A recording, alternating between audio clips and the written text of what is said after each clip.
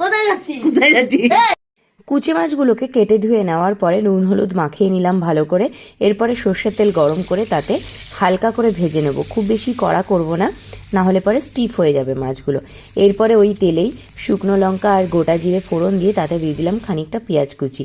পেঁয়াজটা একটু হালকা ভেজে নিয়ে তার মধ্যে দুটো শুকনো লঙ্কা আর কয়েকটা ডুমো করে কেটে রাখা আলু দিলাম। আলুটা হালকা ভাজা হয়ে গেলে দিয়ে দিলাম পেঁয়াজ বাটা আর আদা রসুন লঙ্কা একসাথে পেস্ট করে নিয়েছিলাম সেইটা। একটু কষিয়ে নিয়ে দিয়ে দিচ্ছি স্বাদ মতো লবণ আর টমেটো পিউরি।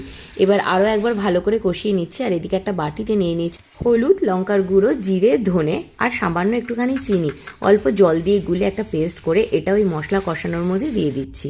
এবার আরও একবার ভালো করে নেড়ে নিয়ে তার মধ্যে ভাজা মাছগুলো দিয়ে মাংসের মতো খানিকক্ষণ কষিয়ে নিয়ে দিয়ে দিলাম খানিকটা জল। এবার ঢাকা দিয়ে 10 মিনিট ফুটিয়ে নিলেই রেডি হয়ে গেল কুচে মাছের কালিয়া। আর উপর দিয়ে